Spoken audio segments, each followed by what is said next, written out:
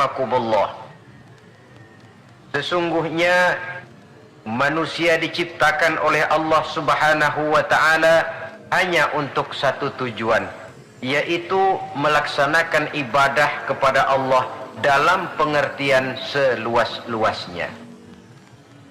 Ini dijelaskan dalam satu ayat Quran, "Wa ma khalaqtul jinna wal insa illa liya'budun."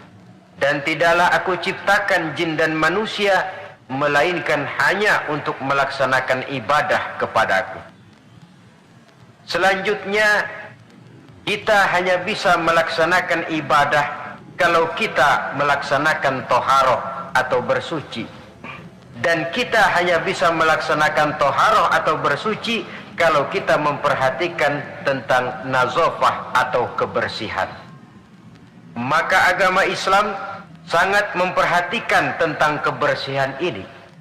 Bukan saja ia merupakan pokok dari kesehatan, tapi juga dianggap merupakan bagian daripada nilai iman seseorang. Sehingga Nabi mengatakan, "An-nazafatu minal iman." Kebersihan itu adalah bagian daripada iman. Imamul Ghazali rahimahullah membagi tingkat kebersihan itu dalam 4 tingkat besar. Pertama, oleh beliau dinamakan tathhiruz zahir anil ahdasi wal akhbas. Membersihkan sesuatu yang zahir daripada hadas dan kotoran-kotoran. Membersihkan badan yang zahir. Ini merupakan prasyarat agar kita bisa toharoh, dan toharoh merupakan unsur penunjang untuk melaksanakan ibadah. Sesuatu yang barangkali kita anggap soal sepele, kecil, tapi akan menentukan hal-hal yang besar. Kalau saudara toharohnya tidak betul, maka berarti tidak akan bisa melaksanakan ibadah kepada Allah. Padahal ibadah merupakan tujuan daripada penciptaan makhluk bernama manusia ini. Membersihkan diri dari hadas dan kotoran-kotoran.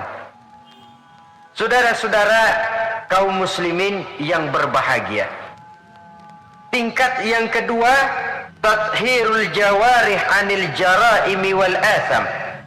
Membersihkan seluruh anggota badan dari perbuatan dosa dan perbuatan maksiat. Membersihkan anggota badan, membersihkan tangan, membersihkan kaki, membersihkan lidah dari perbuatan yang mengandung dan mengundang dosa. Kalau sekedar membersihkan zahir tangan, barangkali cuci tangan pakai sabun pun selesai. Tetapi membersihkannya dari minal jaraimi wal asab, dari perbuatan yang mengandung dosa dan kesalahan, ini merupakan tugas yang tidak ringan. Pada tahapan pertama, kebersihan yang diajarkan kepada kita umat Islam, bersih badan dari hadas dan segala kotoran yang berbentuk najis.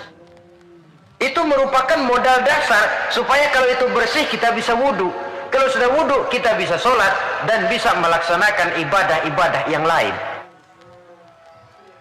Orang tidak mengerti sistem ekonomi menurut Islam, barangkali di akhirat dia tidak akan disidang Allah, karena itu masuk wajib kifayah. Tapi orang tidak betul membersihkan diri daripada hadas, ini tanggung jawab individu, dan dia akan bertanggung jawab di hadapan Allah. Berangkat dari kebersihan untuk menuju kepada yang maha bersih, yaitu Allah Subhanahu wa ta'ala. Berangkat dari kebersihan menuju ke yang maha bersih. Inilah perjalanan dari kehidupan manusia ini. Oleh karenanya dimulai itu dari pembersihan diri, dari segala macam kotoran, dari segala macam najis. Dan tidak usah, terutama adik-adik remaja, para pemuda, tidak usah malu mengkaji masalah-masalah agama, memulainya dari hal-hal yang mendasar kalau memang itu terpakai dalam kehidupan kita. Biasanya kalau diajak ngaji fikih bab apa, Hadas besar, hadas kecil lah, itu mah dari dulu. Dari dulu. Ya memang agama itu dari dulu begitu. Bahwa mau diskusi soal Allah, alam, dan manusia, silahkan. Bahwa mau berfilsafat tentang sistem ekonomi dan kebudayaan menurut Islam, oke. Tetapi hal-hal yang mendasar dan terpakai dalam kehidupan sehari-hari jangan dianggap remeh, karena banyak hal-hal kecil yang kita remehkan pada akhirnya menjelimet jadi urusan besar yang mencelakakan kita. Semuanya, gedung yang paling tinggi pun selalu mulai dari pondasi dan lantai dasar. Tiang yang paling tinggi sekalipun mulainya rendah dulu. Begitulah kehidupan beragama yang besar ini dimulai dari kebersihan. Sampai Imam Ghazali memuat satu hadis dalam kitab Ihya beliau, buniyad dinu 'alan nazafah. Agama ini dibangun di atas kebersihan. Lah, kebersihan apa? Pertama, kebersihan zahir. Jadi badan kita ini bersih dari ketempelan najis, dari ketempelan hadas yang bisa menghalangi kita bersuci. Dan tanpa kesucian itu akan menghalangi kita untuk melaksanakan ibadah kepada Allah. Nah, kalau itu sudah bersih, naik kepada kebersihan yang kedua sekarang. Lebih bersifat filosofis, tathhirul jawarih. Kalau badan sudah bersih dari kotoran-kotoran yang kelihatan, sekarang bersihkan anggota badan dari kotoran yang nggak kelihatan. Apa itu? Dosa, kesalahan. Dosa itu kan bakal jadi daki. Tahu daki? Yang kalau sudah berkarat dalam hati akan menjadi dinding yang membentengi dan membatasi kita dengan Allah. Apakah Allah jauh dari manusia? Tidak. Apakah Allah membatasi hubungan dengan manusia? Tidak. Yang membatasi manusia sendiri berupa lapisan-lapisan dosa yang dia kerjakan. Makin banyak dosanya, makin tebal dinding antara dia dengan Tuhannya. Dalam kondisi begitu, doa udah jauh banget dikabulin. Jadi kalau sudah berangkat dari kebersihan badan, melangkah yang kedua, anggota badan bersihkan dari kotoran yang nggak kelihatan. Apa itu? Anil jaraim, dari perbuatan dosa. Tangan bersihkan.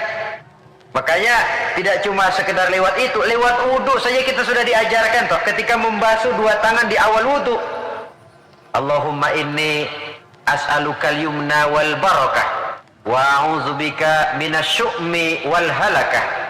Ya Allah, saya mohon kepadamu keberkahan di dua tangan ini ya Allah. Supaya tangan ini dibawa dagang untung, dibawa bertani panen, dibawa ngobiek gol. Tangan yang membawa berkah. Wa a'udzubika minasyu'mi wal halakah. Saya berlindung kepadamu ya Allah, jangan sampai tangan ini membawa bencana dan kesialan dan kerusakan. Tangan panas namanya. Dewana nempodan mati, pakai ngobek bantet, pakai nempeleng orang mati, tangan sial. Itu saja sudah mengarah kepada kebersihan dari kotoran-kotoran yang tidak kelihatan. Saudara-saudara dewasa ini, manusia disibukkan oleh masalah pencemaran lingkungan hidup, sehingga nampaknya benar-benar sudah gawat. Dunia ini satu wujud yang kecil ketimbang planet-planet lainnya, planet bumi kita ini. Dan kita bersyukur bahwa oleh Allah kita ditempatkan di bumi yang memberikan kita apa yang kita perlukan. Coba kalau kita tinggal di bulan atau di Mars, unsur penunjang hidup kan tidak ada di sana. Jangankan untuk mengembangbiakkan keturunan, untuk melangsungkan kehidupan saja sudah sulit. Bumi yang kita tinggali ini, planet dunia ini, pada dasarnya memenuhi apa yang dibutuhkan oleh manusia. Air untuk minum, tumbuh-tumbuhan untuk bernaung, untuk dimakan, hewan dan sebagainya. Tapi setelah masuknya era industri dan pemakaian alat-alat modern, mulai terjadi penyalahgunaan berbagai sumber daya alam, lalu terjadilah apa yang disebut pencemaran alam. Orang mulai cemas, orang mulai bingung, orang mulai panik bahkan di sebagian tempat. Ini apa ini? Berangkat dari tingkat kesucian yang kedua. Suci anggota badannya dari perbuatan dosa. Saudara hadirin yang saya hormati, hilangnya keseimbangan alam akan merugikan manusia. Dahulu ketika kita menghadapi musim banjir, orang bilang kepada saya, "Banjir Pak." Saya bilang, "Iya." Tapi saya pikir-pikir bukan salah orang kok, salah air. Bukan salah air, saya bilang, salah orang. Salah orang bagaimana Pak? Iya, tempat air ditempatin. Giliran yang punya tempat datang nggak ngerti tempat gue lo kenapa di sini. Terjadilah yang namanya banjir. Artinya apa ini? Pemanfaatan dan penata kotaannya yang tidak terarah sehingga menyebabkan hilangnya keseimbangan alam. Bumi tercemar, udara tercemar, air tercemar, tumbuh-tumbuhan tercemar, kemudian hewan ikut kena yang namanya pencemaran. Ini akibat apa? Akibat ulah daripada manusia juga. Apa sih yang menyebabkan orang lalu tidak bisa menahan diri sehingga menimbulkan dampak negatif yang merugikan manusia itu sendiri? Saya lihat pertama sifat rakus, tamak bin serakah. Sifat tamak dan rakus ini kan sering mendorong orang untuk menghalalkan segala macam cara. Dia rela menari di atas mayat orang lain. Dia mau senyum di atas tangisan orang lain.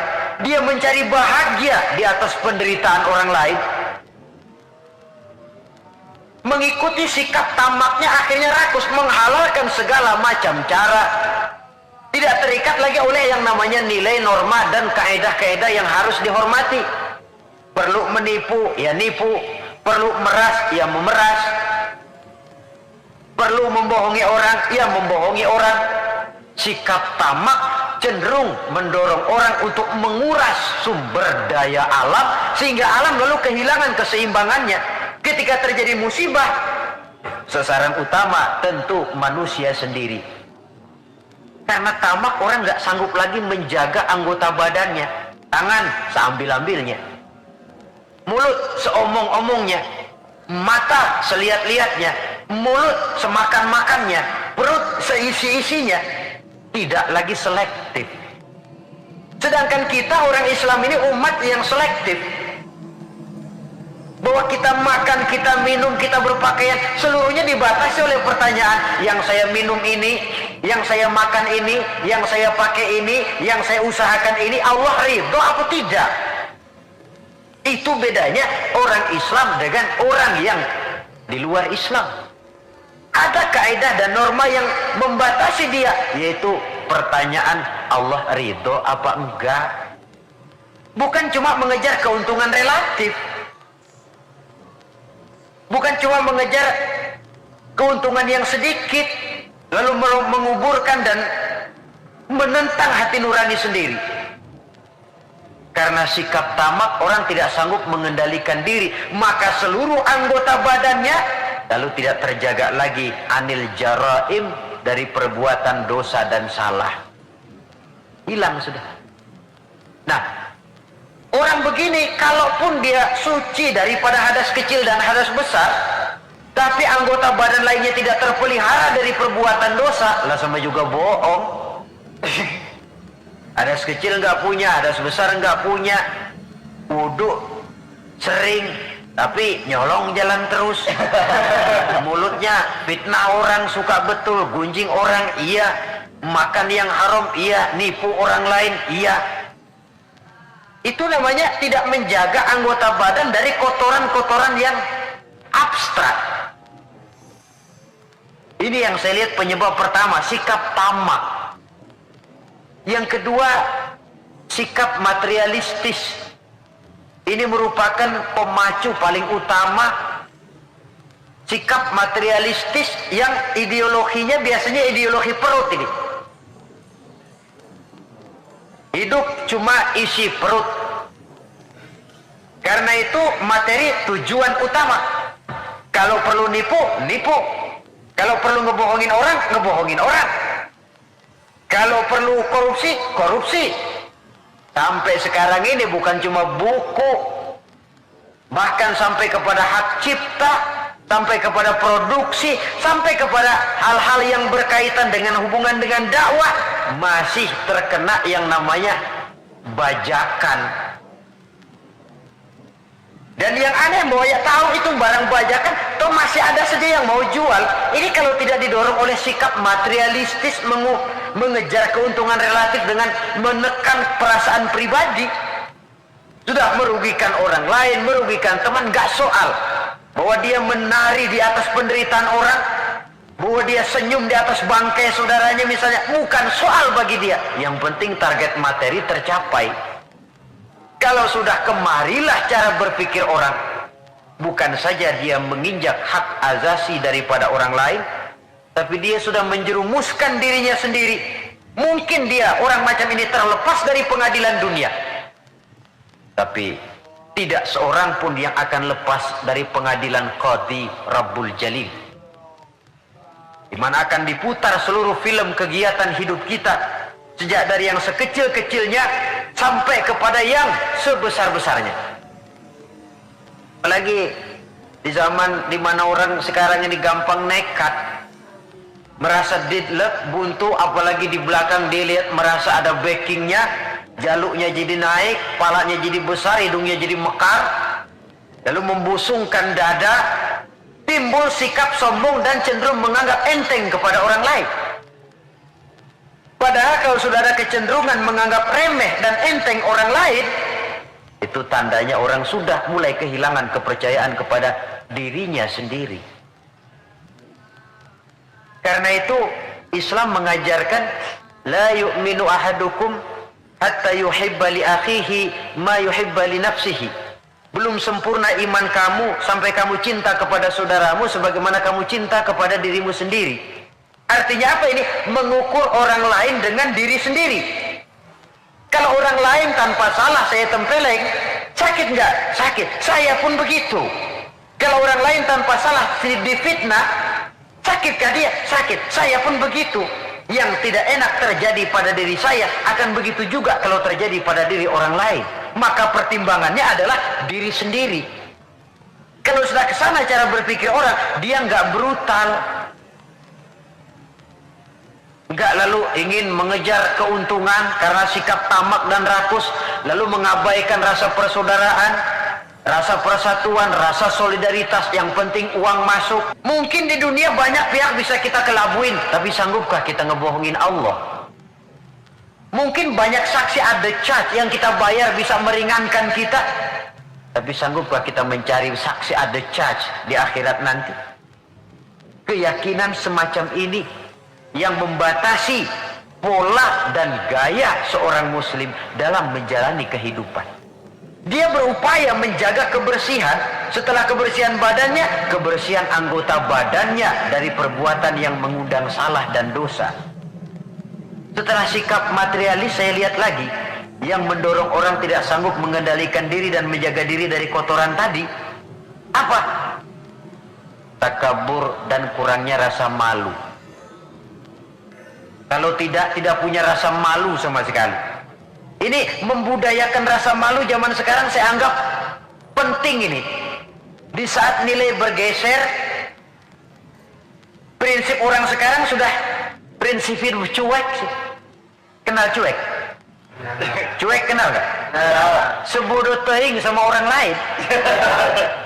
Malah ada pepatah Arab yang saya lihat banyak dipakai orang sekarang. Bul ala zamzam fatu'araf katanya. Kencingi air zam-zam nanti kamu terkenal. Artinya kalau pengen terkenal bikin yang aneh-aneh. Sumur zam-zam dikencingin, tuh bakal terkenal seluruh dunia. Orang kenal, gila benar tuh kok sumur zam-zam dikencingin. Terkenal, tapi terkenal nggak benernya. Nah, orang nggak peduli bener apa nggak bener, yang penting terkenal dulu. Istilahnya biar tekor asal nyohor.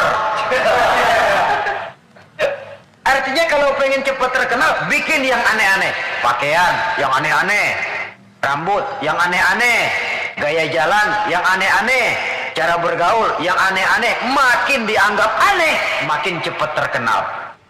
Kalau dulu kita dianggap aneh kan malu, risih rasanya, riskan. Orang apa sih kamu pada ngeliatin gua, ada yang gak beres apa? Sekarang malah sengaja dicari yang paling aneh dan demonstratif. Demonstratif.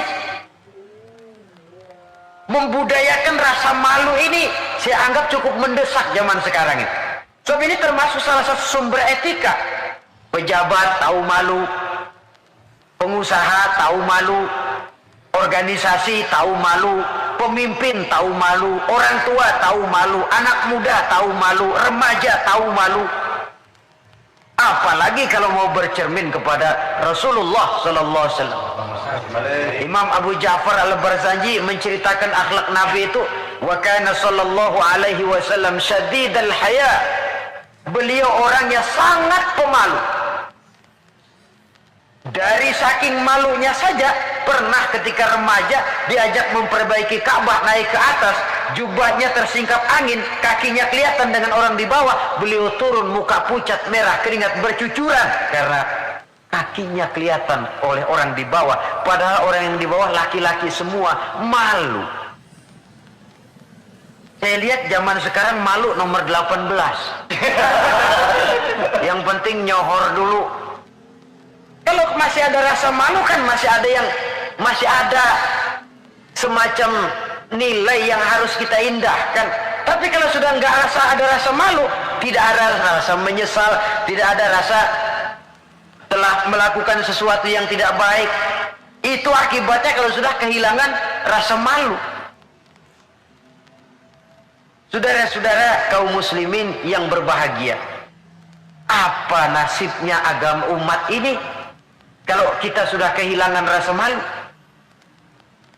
Perbuatan apa yang tidak akan negatif dan tidak akan mengarah setidak-tidaknya kepada perbuatan negatif kalau kita sudah tidak punya rasa malu?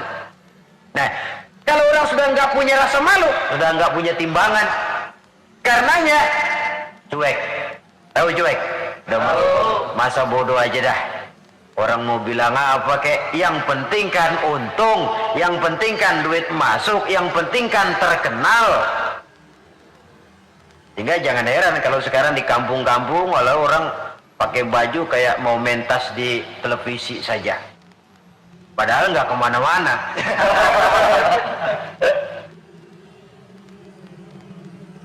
Jadi korban daripada yang namanya mode. Memang mode itu nggak bisa namanya mode, siapa yang bisa ngelarang? Mode itu musim, musim kan nggak bisa dilarang. Musim hujan bisa nggak dilarang? Tidak bisa dilarang. Kalau sudah datang ya datang. Musimnya habis. Musim rambutan nggak bisa dilarang, nggak boleh musim rambutan, ya tetap saja. Tapi kalau musimnya sudah habis ya habis. Mode juga begitu, nggak bisa dilarang. Nanti gilirannya habis ya habis saja. Dulu pernah itu anak muda mode ya, bikin celana bawahnya kecil bener, botol aja nggak masuk. Emang lagi mode semuanya celana begitu. Habis musimnya, habis. Raubah lagi ganti mode, bawahnya lebar, cutbray katanya, jangan botol, monyet masuk. Modelnya habis. Taruhlah musim nggak bisa dilarang, cuma sekurang-kurangnya kalau ada rasa malu kan kita bisa mantesin diri. Ini yang penting. Sehingga halakam ru'un lam ya'rif qadrahu, kata orang. Celaka orang kalau nggak tahu kedudukan harga dirinya. Saya ini siapa, tinggal di mana, bawa gaya macam itu pantas apa enggak? Saya ini dagang, teman saya juga dagang. Kalau dengan cara begini wajar apa enggak? Bagaimana masa depan daripada kekompakan, kesatuan dan persatuan? Dia pencipta, ini pencipta. Kalau saya jiplak hak ciptanya, bagaimana nantinya? Tahu diri, lalu ada ukuran, timbul rasa malu. Nah kalau sudah ke sana, sikap menghormati orang lain, lalu pun timbul karenanya membudayakan rasa malu. Sebab syarat jadi orang kalau punya malu, nggak punya malu kurang syarat jadi orang. Saudara-saudara kaum muslimin yang berbahagia, nah karena nggak ada rasa malu, anggota badan sudah nggak terkontrol, sudah. Dia punya kaki, dia punya tangan, dia punya panca indera lah. Tidak terjaga anil jaraimi wal asam, baik dari kotoran yang zahir maupun kotoran yang batin. Sekarang coba tengok bumi yang kita tinggali ini, yang sekarang konon dilanda oleh pencemaran. Apa unsur penyebabnya? Macam-macam. Pertama,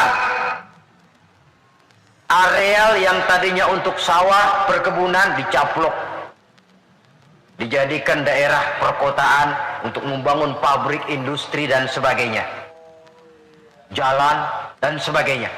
Akibatnya kan hilang keseimbangan. Apalagi kalau penataannya semrawut. Lalu apalagi terjadinya limbah logam, terjadinya radiasi, percobaan nuklir walaupun di bawah tanah. Contoh yang paling dekat sajalah, misalnya pabrik batu baterai. Itu kan limbahnya dia buang ke sungai. Lalu sungai itu kan airnya meresap. Kalau tidak dimakan ikan, limbahnya itu ya dihisap oleh tumbuh-tumbuhan. Nah, dari beberapa penyelidikan kemudian ternyata bahwa banyak tumbuh-tumbuhan menyimpan racun dari sebab radiasi tadi. Nah, tumbuhannya atau hewannya nanti dimakan oleh manusia. Akibatnya akan kembali kepada manusia itu sendiri. Belum lagi yang namanya pencemaran udara, pencemaran air. Di zaman sekarang orang sudah agak sulit mencari yang namanya air bersih. Masing-masing berlomba memperbesar jet pump, menyerot sekuat-kuatnya. Saudara hadirin yang saya hormati, begitulah kalau manusia sudah kehilangan rasa malu, dia cenderung melakukan dan menghalalkan segala macam cara untuk mencapai tujuannya. Dan kita sama-sama tahu, inilah prinsip orang-orang yang anti Tuhan, yaitu kaum komunis. Asal tujuan tercapai, cara apapun saja halal. Dan kita tidak diajarkan semacam itu.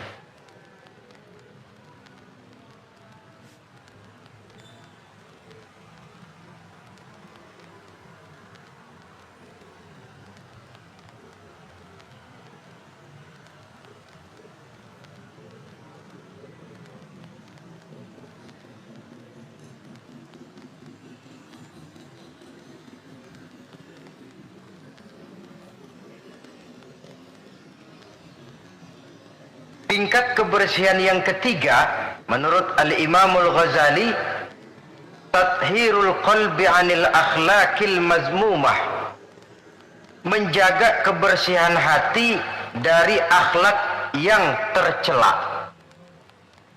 Ini sudah tingkat yang lebih tinggi lagi. Kita tahu bahwa tubuh manusia ini bisa kita ibaratkan seperti kerajaan.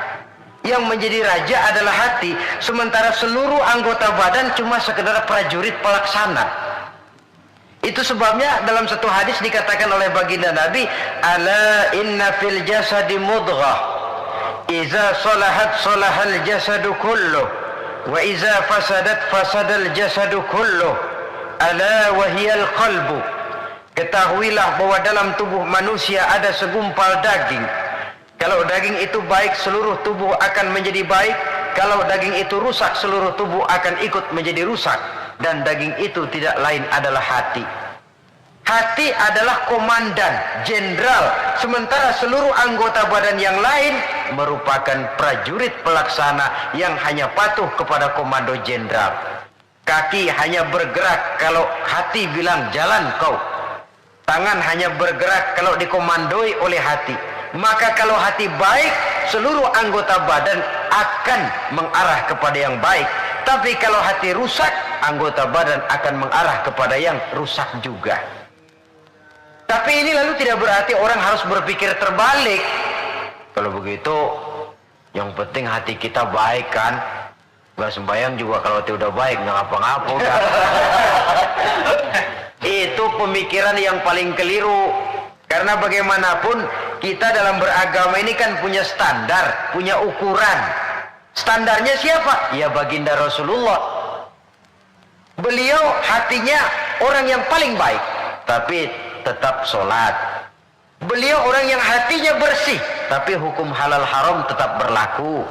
Beliau orang yang hatinya sangat bening, tapi tetap puasa Ramadan dan sebagainya, ibadah-ibadah yang itu standar namanya. Kalau merasa hati sudah bersih, oh biar gua nggak sembahyang juga tapi hati kan bersih. Loh, prinsip itu saja sudah menjelaskan ngeresnya hati.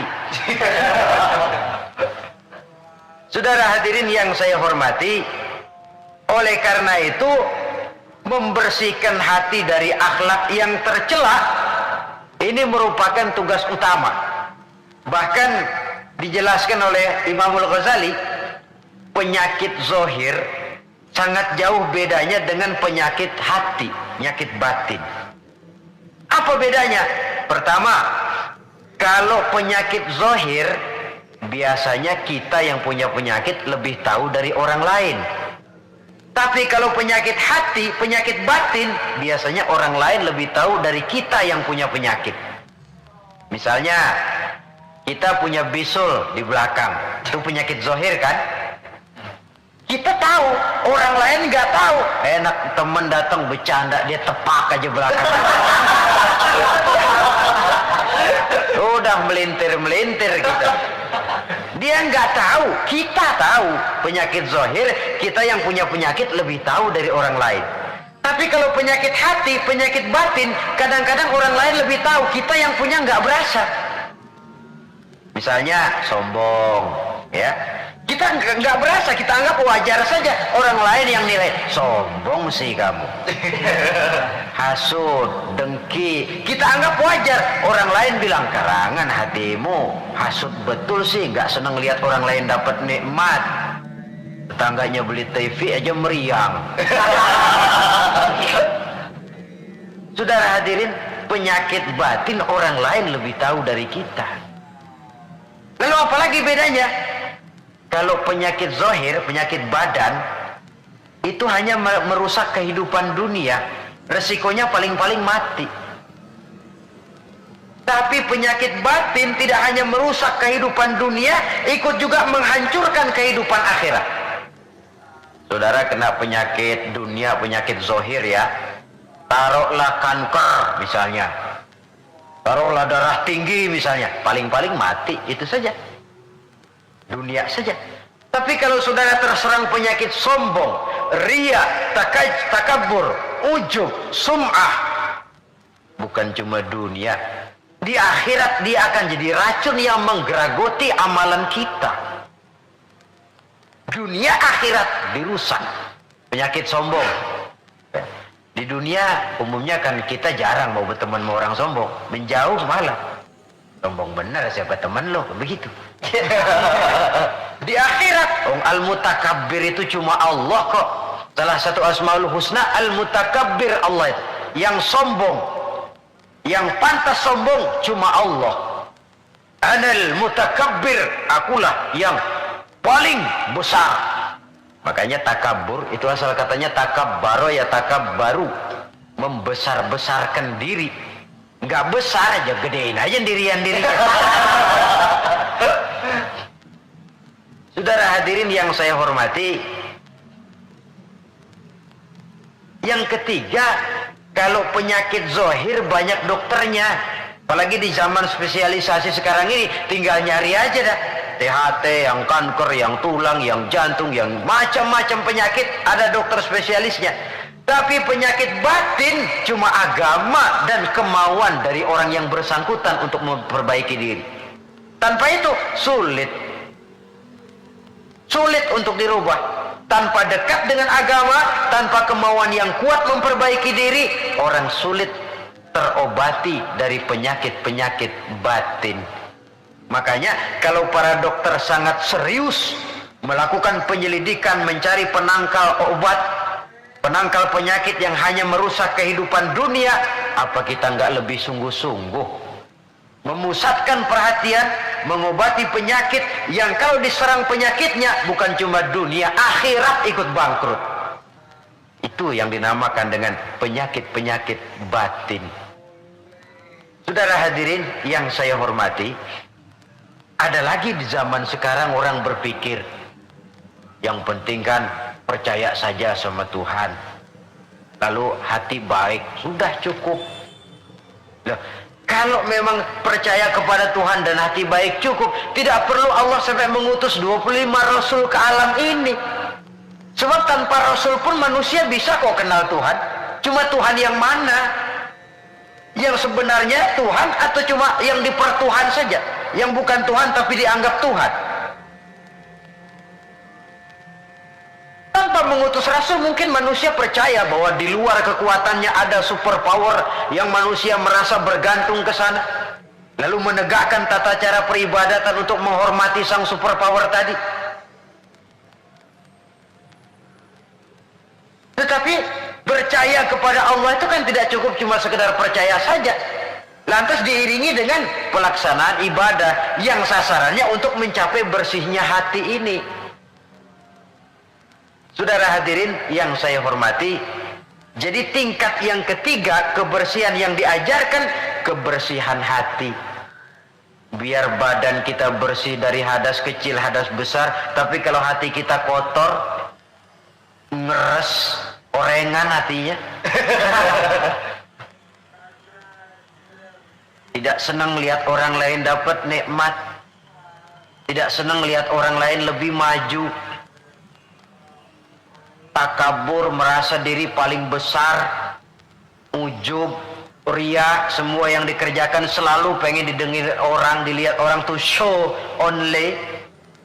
Apa saja sudah supaya dipuji orang, dilihat orang, didengar orang, hilang keikhlasannya. Bersih anggota badannya tapi kotor hatinya. Ini kontras. Sebaliknya, hatinya bersih tapi badannya hadas besar nggak kenal, hadas kecil apalagi. Wah, ya bagaimana bisa berhubungan dengan Allah? Sebab kita ini percaya kepada Allah kemudian berhubungan dengannya. Cara berhubungan dengan Allah bagaimana? Sudah diatur oleh Allah sendiri lewat prosedur yang namanya sholat. Nggak bisa kita bikin aturan sendiri. Mau dekat dengan gubernur saja harus ikuti aturan protokolnya gubernur toh. Mau dekat dengan presiden, ikuti aturan yang diatur oleh protokolnya Bapak Presiden. Ingin dekat dengan Allah, boleh pakai prosedur yang ditetapkan oleh Allah sendiri lewat Quran, lewat contoh dari Rasul, melalui sholat, melalui puasa, melalui zakat, melalui berbagai ibadah yang standar contohnya adalah Rasul. Jadi kalau hati sudah baik lalu sembahyang boleh berhenti, mestinya Nabi Muhammad yang paling dulu berhenti sembahyang. Iya kan? Sebab beliau hatinya paling baik, nyatanya nggak pernah berhenti. Kalau hati sudah baik lalu hukum halal haram tidak berlaku, beliau tidak perlu menggunakan hukum halal haram. Itu standar kita. Jadi saudara jangan terkecoh, di zaman sekarang ini ada orang yang namanya talfik, mengambil yang enteng-enteng aja. Menegakkan benang basah, percaya sama Tuhan juga cukup dah. Saudara hadirin yang saya hormati, kepercayaan itu memang modal dasar, tapi setelah percaya mau apa? Tentu ada tindak lanjutnya, dan Allah sudah memberikan bimbingan. Aku tidak ciptakan kau manusia kecuali untuk menyembah kepadaku. Cara nyembahnya bagaimana? Tuh, lihat bagaimana Nabi Muhammad nyembah aku. Pakai takbiratul ihram kan? Pakai diri, pakai ruku, pakai sujud, pakai tahiyat, pakai duduk di antara dua sujud. Begitu cara menyembah. Gak bisa kita bikin model-model, nyembah Allah kan yang penting hubungan ke Tuhan, duduk aja dah melongok madep ngulon 2 jam. Itu sih bukan nyembah, itu kesurupan namanya. Saudara hadirin yang saya hormati, tata cara kita melaksanakan ibadah itu sudah diatur sedemikian rupa, berangkat dari yang bersih menuju kepada yang maha bersih dengan cara yang bersih. Alangkah indahnya agama kita ini. Tidak hanya kebersihan zahir, tapi juga kebersihan batin. Orang cuma bilang kebersihan pangkal kesehatan. Islam tidak cuma itu, kebersihan bagian daripada iman. Apa yang lebih mahal daripada iman? Sudah taruhannya iman itu. Jadi tandanya orang beriman, ya bersih. Kita kan cuma baru slogan saja gede-gede di depan masjid, tulisan besar-besar, an-nazafatu minal iman, kebersihan sebagian daripada iman. Tapi kadang kita masuk ke dalamnya, bukan main. Kebersihan yang tidak sesuai dengan temanya, kadang-kadang di sebagian tempat. Cuma baru slogan besar-besar, tulisan gede-gede, kebersihan sebagian daripada iman. Tapi kita sendiri dalam realitanya tidak menyadari demikian besar Islam memperhatikan masalah kebersihan ini.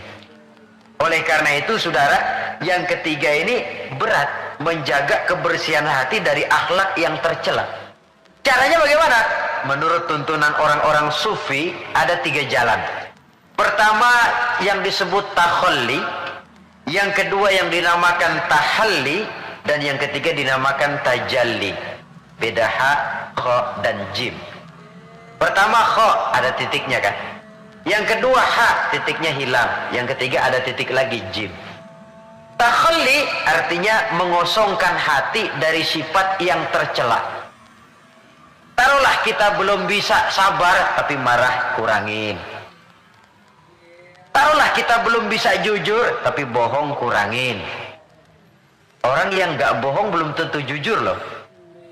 Ya, nggak bohong itu belum tentu jujur. Sebab ada orang nggak mau bohong tapi nggak mau menyampaikan apa adanya. Bohong sih nggak, cuma apa adanya nggak dia sampaikan. Saudara hadirin yang saya hormati, itu yang disebut takhalli, mengosongkan diri dari semua sifat yang tercela. Suka nipu orangnya dibuang, suka ngerugiin orangnya dibuang, takabur, riya, sombong dibuang. Itu yang namanya takhalli, mengosongkan diri dari semua sifat yang tercela. Kalau itu sudah tidak ada, lalu tahalli, hiasi hati yang sudah kosong dari sifat yang tercela tadi dengan sifat-sifat yang terpuji. Begitu takaburnya hilang, muncul tawadhu, rendah hati. Begitu riyanya habis, ikhlasnya timbul. Begitu kufurnya hilang, syukurnya muncul. Tahalli namanya. Jadi ibarat rumah, habis kita sapuin, kita pajangin, dekorasiin, didekor lah. Taruh yang pantas ini, foto di mana. Sebab bagus pun kalau nggak pada tempatnya, tentu tidak baik jadinya. Nah, kalau sudah tahalli, menghiasi diri dengan sifat-sifat yang terpuji, tajalli, nanti akan nampak kekuasaan Allah di hadapan kita. Diberikan oleh Allah sesuatu yang tidak diberikan kepada orang lain. Satu keistimewaan dari Allah Subhanahu wa ta'ala. Dan cerminnya itu hati, saudara-saudara. Kalau itu kotor, udah kotor yang lain. Anggota badan ini cuma sekedar prajurit yang hanya patuh kepada komandan. Dan komandannya adalah hati. Raja dalam kerajaan tubuh manusia. Iya, tapi hati kan nggak kelihatan, Pak. Bagaimana nilainya? Yang tidak kelihatan bisa dinilai. Bisa. Dari mana? Ya dari anggota badan ini. Soal hakikatnya memang terserah Allah. Tapi kita lihat kan zohirnya. Karena anggota badan yang kelihatan toh digerakkan oleh hati. Jikalau hati itu baik, maka dia akan mengarah kepada gerak-gerak yang baik. Tapi jikalau hati itu jahat, tentu anggota badan ini pun akan mengarah kepada gerak dan perbuatan yang jahat juga. Nah, kemudian tingkat kebersihan yang tertinggi yang terakhir, yang keempat, tathhirus sirri amma siwallah, membersihkan diri, membersihkan seluruh rahasia dari yang selain Allah. Nah, ini sudah kelasnya para anbiya ini. Membersihkan diri dari yang selain Allah. Nah, apa orang kayak begini sudah nggak perlu dunia? Perlu, tapi ala kadarnya, dan dunia dia gunakan penunjang jalan menuju Allah. Semua kegiatan hidupnya tujuannya sudah Allah saja. Dan memang itu idealnya. Menjadikan Allah sebagai tujuan akhir dari seluruh kegiatan hidup kita. Cari nafkah buat apa? Kasih makan anak istri. Kenapa kasih makan anak istri? Kewajiban. Dari siapa kewajiban? Dari Allah. Itu kan namanya tujuan akhirnya Allah. Walaupun secara zahir kita katakan, saya cari nafkah buat anak istri kok. Tapi itu perintah Allah. Jangan menjadikan yang selain Allah sebagai tujuan akhir dari kegiatan hidup kita. Nanti akan tergelincir dari norma-norma akidah yang seharusnya kita yakini. Membersihkan diri dari yang selain Allah, menjadikan Allah sebagai tujuan akhir dari seluruh kegiatan hidupnya, dan itu sesuai dengan kontrak kita tuh. Inna solati wa nusuki wa mahyaya wa mamati lillahi rabbil alamin. Ibadahku, hidupku, solatku, matiku cuma untuk Allah Tuhan, seru sekalian Allah. Sehingga walaupun kita mencari nilai-nilai dunia, memang tujuannya untuk menunjang kehidupan akhirat. Makanya Allah pesan dalam satu ayat, wabtaghi fima atakallahu ad-daral akhirata wa la tansa nasibaka minad dunya wa ahsin kama ahsanallahu ilaika wa la tabghil fasada fil ard innallaha la yuhibbul mufsidin. Dengan karunia yang diberikan Allah kepadamu, carilah akhirat, tapi jangan lupakan bagianmu di dunia ini. Cari akhirat, tapi jangan lupakan bagianmu di dunia ini. Wa ahsin kama ahsanallahu ilaika, dan berbuat baiklah sebagaimana Allah telah berbuat baik kepadamu. Jangan menebarkan kerusakan di permukaan bumi. Sesungguhnya Allah tidak suka kepada orang yang menebarkan kerusakan di permukaan bumi ini. Jelas sekali ayat ini. Di samping menganjurkan adanya keseimbangan dalam kehidupan kita, tetapi stresnya tetap saja cari akhirat. Namun jangan lupakan bagianmu pada kehidupan di dunia ini. Saudara, apabila 4 fase kebersihan ini kita telusuri, kemudian kita amalkan, pada tahapan pertama berusahalah supaya kita jadi orang yang bersih, baik dari hadas kecil maupun hadas besar. Syukur kalau saudara misalnya sudah biasa hidup, membiasakan mempunyai wudhu dalam hidup ini. Sebab tidak cuma untuk sholat, utamanya memang itu, tapi mau pergi dagang wudhu dulu, bagus. Mau berangkat kerja wudhu dulu, bagus. Untuk sesuatu yang tujuan yang bersih, harus kita mulai dari sesuatu yang bersih juga. Nah, dari situ kita lalu meningkat, berusaha menjaga kebersihan anggota badan. Berusaha supaya tangan ini jangan mengundang dosa, supaya mata ini jangan mengundang dosa, supaya kaki ini tidak melangkah ke tempat yang bisa membawa dosa, supaya perut ini tidak kemasukan barang yang mengandung dosa. Baru kalau sudah begitu, pada tahapan yang ketiga, hati. Itu sudah klimaksnya. Kalau dia sudah berakar menjadi hati yang bersih dari akhlak yang tercela, itulah nilai kebersihan yang paling ideal di dalam kehidupan kita. Ternyata teori mens sana in corpore sano katanya. Akal yang sehat terdapat pada badan yang sehat tidak selamanya benar. Buktinya apa? Wong maling sekarang badannya sehat-sehat kok. Siapa bilang kalau badan sehat lalu akal sehat? Tidak mesti. Katanya akal yang sehat terdapat pada badan yang sehat. Belum tentu juga. Bukti yang jadi maling badannya sehat-sehat, tapi hatinya kok ngeres. Ini berarti bahwa memang kebersihan itu harus berangkat dari hal yang mendasar untuk sampai kepada puncaknya membersihkan hati. Di situ sumbernya, karena hati sekali lagi merupakan raja dalam kerajaan tubuh manusia. Kalau rajanya sudah angkara murka, kalau rajanya sudah biadab, maka seluruh rakyatnya, anggota badan ini akan mengarah kepada yang biadab juga jadinya. Tetapi lagi-lagi bahwa usaha pembersihan hati ini harus melalui jalan yang telah dicontohkan oleh standar dalam kehidupan beragama, yaitu Nabi kita Muhammad sallallahu alaihi wasallam. Itu saja patokannya. Beliau sholat, kita sholat. Beliau puasa, beliau puasa. Beliau zakat, kita zakat. Jadi kalau orang sudah mengaku hatinya sudah bersih, tahu segala apa saja, tapi nggak sholat, oh nggak cocok sama standar, nggak usah diikutin kan gitu toh. Jadi ada barometer. Oh ngakunya Mbak Ano, pinter Ano, tahu keadaan orang. Puasa nggak Ramadan? Kagak, nggak cocok sama standar. Nggak cocok sama standar. Itu saja. gampang kok, kita punya barometer, ada ukuran. Kalau orang sekarang ini gampang dikelecehin sih. Apalagi dia nggak punya standar, udah telap bener dah. Saudara hadirin yang saya hormati, standar dalam kehidupan beragama tidak lain baginda Nabi. Taruhlah kita belum bisa ikut sholat seperti sholatnya beliau, taruhlah belum bisa sabar seperti sabarnya beliau, taruhlah belum bisa melaksanakan tahajud seperti tahajudnya beliau. Tetapi yang belum bisa dicontoh seluruhnya kan tidak perlu ditinggal semuanya. Apalagi lalu mencela. Seperti dulu zaman anak-anak ada cerita, serigala pengen makan buah anggur, tinggi, lompat, jatuh lagi, nggak bisa tercapai itu anggur. Akhirnya putus asa, kecewa. Kemana-mana dia pergi ngomong sama semua binatang, anggur pahit, anggur asam, anggur pahit, anggur asam.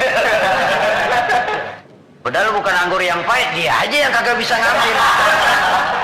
Akan selalu ada di masyarakat tuh manusia yang mentalnya begitu. Dia pengen begitu, nggak bisa, sama yang bisa dia sirikin.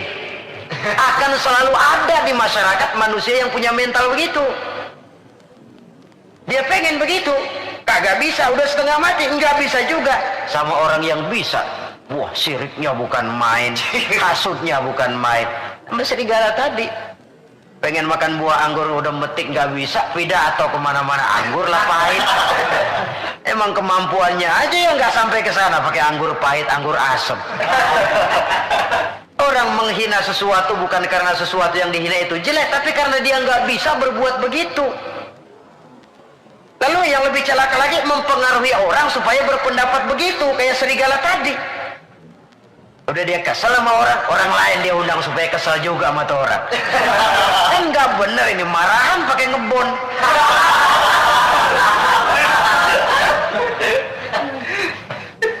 Akan selalu ada di tengah masyarakat orang yang punya mental yang disebut rationalization itu, rationalization. Penyakit kejiwaan itu sebenarnya. Dia pengen punya televisi, setengah mati nggak bisa juga, tetangganya bisa duluan, habis dia katain, emang dia miara tuyul. Sudah macam-macam. Saudara hadirin yang saya hormati, jadi sekali lagi kita berangkat dari standar. Kalau sama dengan standar, mari kita ikuti. Kalau tidak sama dengan standar, berpikirlah lebih jauh lagi. Karena agama ini ajarannya jelas, yang jadi contoh dalam pelaksanaannya juga jelas. Jangan dalam kejelasan lalu kita cari yang remeng-remeng dan samar-samar. Apalagi di zaman dimana orang sekarang mudah kehilangan pegangan hidup.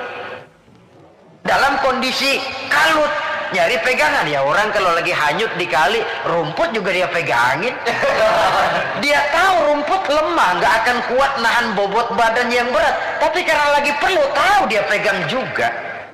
Ini kan cermin dari jiwa manusia. Dalam keadaan goncang, dia perlu pegangan. Ya untung kalau ketemu yang baik. Kalau enggak, sepegang-pegangnya.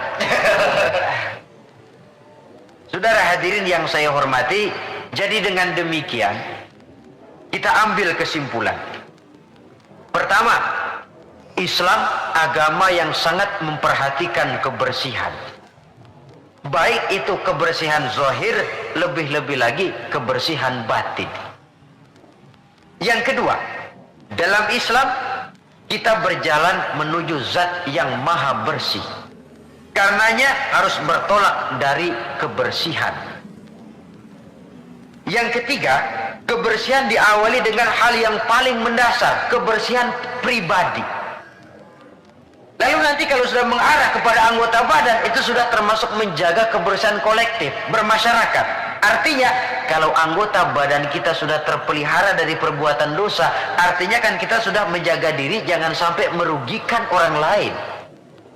Jangan sampai membuat onar di masyarakat. Jangan sampai menimbulkan kerugian kepada sesama.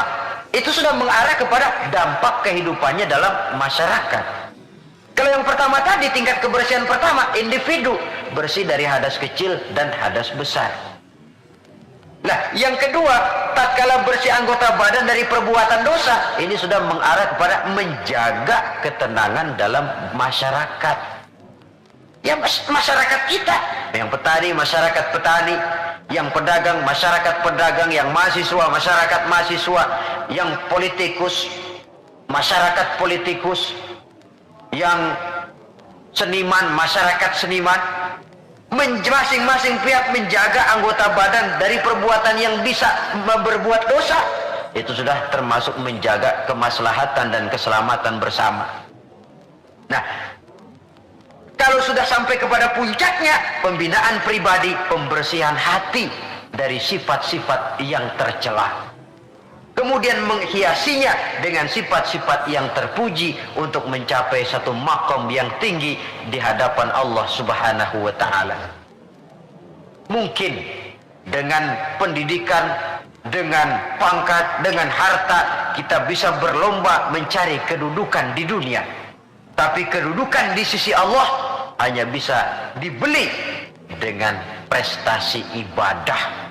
Yang prestasi ibadah itu akan membentuk hati yang baik.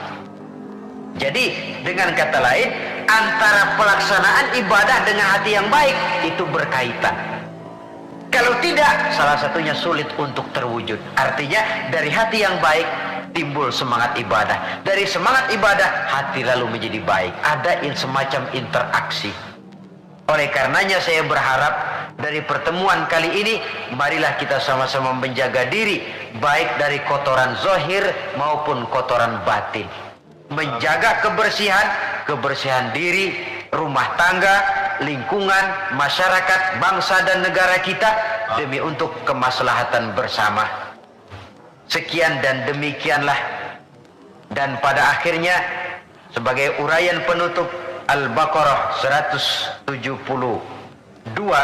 Allah Subhanahu wa Ta'ala berfirman, Ya ayyuhalladzina amanu kulu min thayyibati ma razaqnakum washkuru lillah in kuntum iyyahu ta'budun. Hai orang-orang yang beriman, makanlah kamu dari yang baik-baik dari rezeki yang telah kami berikan kepadamu, dan bersyukurlah kepadanya, dan hanya kepadanya lah hendaknya kamu menyembah dan beribadah. Terima kasih. Wassalamualaikum warahmatullahi wabarakatuh. Waalaikumsalam warahmatullahi wabarakatuh. Ibu-ibu, saudara-saudara kaum muslimin rahimakumullah. Murai di dahan dan kokok ayam di kandang. Dunia ini penuh dengan berbagai macam kesibukan. Sejak dari petani yang turun ke ladang, pedagang yang berangkat ke pasar, pelajar yang menuju sekolah, sampai kepada pegawai yang berangkat ke kantor, seluruhnya tidak lain untuk mencari sesuatu yang bernama bahagia. Setiap orang menginginkan kebahagiaan, dan tidak seorang pun menginginkan kesengsaraan dalam kehidupan ini. Namun nyatanya tidak setiap orang yang ingin bahagia mengetahui jalan yang harus ditempuhnya untuk sampai kepada kebahagiaan itu. Maka pada kesempatan pertemuan kali ini, saya ingin menyampaikan sebuah hadis dari junjungan kita baginda Nabi besar Muhammad sallallahu alaihi wasallam yang termuat dalam kitab Mukhtarul Ahadits An-Nabawiyah, di mana beliau bersabda, arba'un min sa'adatil mar'i. Ada 4 perkara yang merupakan tanda dari orang bahagia. Saya mau tanya, di antara saudara-saudara yang hadir di sini, apa ada yang kepengen jadi orang sengsara? Ya. Seluruhnya tentu ingin mendapatkan kebahagiaan.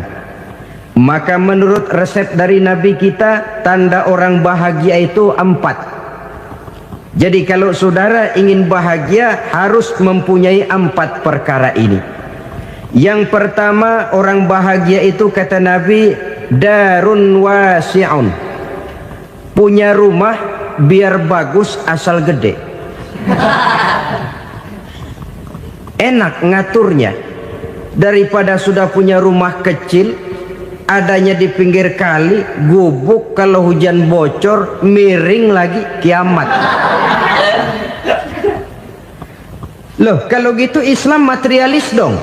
hadis ini boleh diartikan dengan makna hakiki, arti yang sebenarnya, boleh diartikan dengan makna majazi, arti kiasan. Kalau dia diartikan dengan arti kias, maka yang dimaksud darun wasi'un ay qalbun wasi'un, rumah yang luas tidak lain daripada hati yang lapang. Karena di situ kunci kebahagiaan yang sebenarnya. Walaupun kita cuma tinggal di petak berukuran 2 kali 3 meter, kalau hati kita luas-luas rasanya rumah itu. Tapi biar rumah kita halamannya saja puluhan ribu hektar, ada kolam renangnya, kamar tidurnya tidak lagi terhitung. Kalau hati yang menempati rumah itu sempit, maka akan terasa sempit jugalah rumah itu. Tempat bergantungnya tidak lain adalah hati. Marilah kita mencoba melihat berbagai pandangan orang tentang bahagia ini. Ada orang menyangka bahwa bahagia itu kalau dia mendapatkan harta yang sebanyak-banyaknya. Siapa yang banyak harta, dialah raja. Apa yang dia mau, seluruhnya bisa dibeli. Keamanannya, dia bisa menyewa petugas. Seluruh fasilitas untuk menyenangkan kehidupannya bisa dibeli. Pendeknya, hartalah segala-galanya dalam kehidupan. Sampai ada pepatah mengatakan, innad darahima fil amakini kulliha taksur rijala mahabatan wa jalala. Sesungguhnya harta, dinar, dirham, uang di mana-mana selalu bikin hebat orang yang memilikinya. Coba lihat, orang yang punya duit sama yang enggak punya duit, jangan gaya hidupnya, gaya jalannya aja lain. Wahia lisanun liman arada fasahatan, wahia silahun liman arada qitala. Uang adalah senjata yang paling ampuh bagi orang yang mau pergi perang, dan lidah yang paling fasih bagi orang yang mau bicara. Kalau bicara dengan lidah macet, cobalah bicara dengan harta, lancar. Sampai ada pepatah demikian, segalanya bisa diatur dengan harta. Maka di kalangan orang yang berpandangan semacam itu, seluruh kegiatan hidupnya hanya terfokus kepada bagaimana mengumpulkan harta yang sebanyak-banyaknya. Tidak peduli halal haram, tidak kenal sore pagi siang dan malam, tidak sempat sujud, jauh dari agama, jauh dari kehidupan yang bersifat ruhaniyah, jauh dari Allah dan sebagainya. Sampai dalam Al-Quran dikelompokkan dalam kelompok yang dinamakan lumazah. Allazi jama'a malahu wa addadah yahsabu anna malahu akhladah. Mereka mengumpul-ngumpulkan harta sebanyak-banyaknya dan menyangka bahwa harta yang banyak itu dapat mengekalkan hidupnya, mengekalkan kekayaannya, mengekalkan kebahagiaannya. Saudara hadirin yang berbahagia, kalau pandangan hidup ini benar, artinya kalau harta memang merupakan satu-satunya hal yang dapat membuat orang bahagia, tentu di rumah mewah tidak akan pernah ada tangis derita. Tentu di satu tempat di mana fasilitas hidup serba menunjang tidak ada yang namanya penderitaan. Tapi suka dan duka, sedih dan gembira, senyum dan tawa adalah milik setiap orang, baik dia punya harta maupun dia tidak punya harta. Nyatalah bahwa harta semata-mata bukan merupakan jaminan bahwa orang akan bahagia. Walaupun tanpa harta orang sulit untuk bahagia.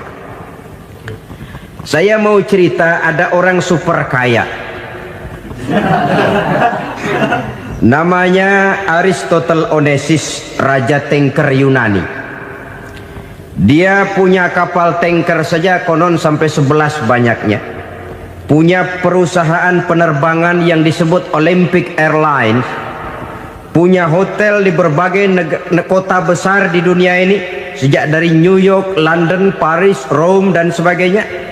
Bahkan punya pulau yang dia namakan Pulau Scorpio. Ini kan namanya sudah kaya nggak tanggung-tanggung, punya pulau.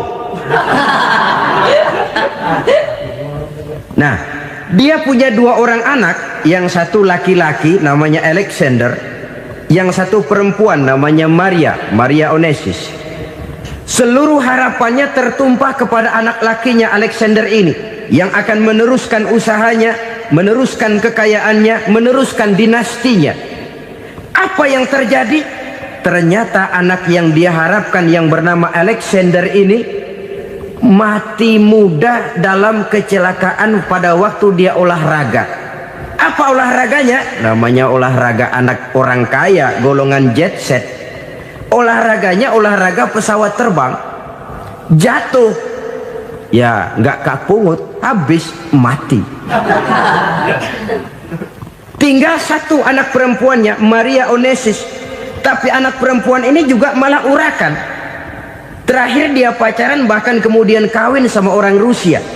Rupanya Aristotle Onesius ini broken. Kekayaannya yang berlimpah ruah, perusahaannya yang begitu banyak, siapa yang akan meneruskan? Siapa yang akan menggantikan? Sampai kemudian dia mengurung diri di Pulau Scorpio dan mati di sana secara mengenaskan. Seorang multi jutawan, seorang yang super kaya, mati menyendiri di pulau sepi. Ibarat kata pepatah, anak ayam mati di lumbung. Bukan kekurangan makanan, keurugan makanan. Begitu kehidupan Aristotle Onesius. Dan banyak orang-orang yang sudah demikian kaya sampai dibingungkan oleh kekayaannya sendiri. Telusurilah kehidupan David Rockefeller misalnya, Henry Ford misalnya, Adnan Khashoggi misalnya. Multi jutawan yang kadang-kadang dibuat keder oleh kekayaannya sendiri. Pantas ketika Imam Ali ditawarkan orang, "Ya Ali, kalau kepadamu disuruh pilih ilmu atau harta, kau pilih mana?" Ya jelas pilih ilmu dong. Kenapa? Pertama, ilmu kalau kita berikan kepada orang lain tambah. Tapi harta kalau kita berikan kepada orang lain kurang. Saudara punya uang 10.000, dibagi orang 5.000, jelas uang saudara berkurang. Tapi saudara punya ilmu, diberikan kepada orang lain bisa, saudara pun makin mantap. Tidak lantas jadi bodoh karena ngajarin orang. Saudara bisa Fatihah lalu mengajarkan orang Fatihah, orang bisa, saudara pun makin hafal.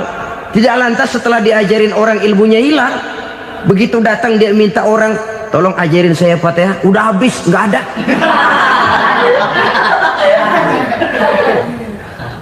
Yang kedua kata Imam Ali, ilmu menjaga kita. Kalau harta kita yang harus jaga. Makin banyak ilmu makin terpelihara diri seharusnya. Tetapi makin banyak harta makin bingung kita jaganya. Sampai kadang-kadang kalau perlu seluruh keliling rumah dipasangi alarm. Belum cukup disewakan anjing besar-besar, pasang di depan pintu, awas anjing galak. Masih belum cukup juga, cari centeng tukang-tukang kepruk jaga rumah. Masih terasa belum aman, padahal rumahnya dikelilingi tembok besar. Di balik tembok ada pintu-pintunya tebal. Di balik pintu itu terbuka masuk kamar, kamar pun ada pintunya, pintunya pun kuat. Masuk ke dalam kamar ada lemari, lemarinya pun pintunya kuat, dikunci, kuncinya pun kuat.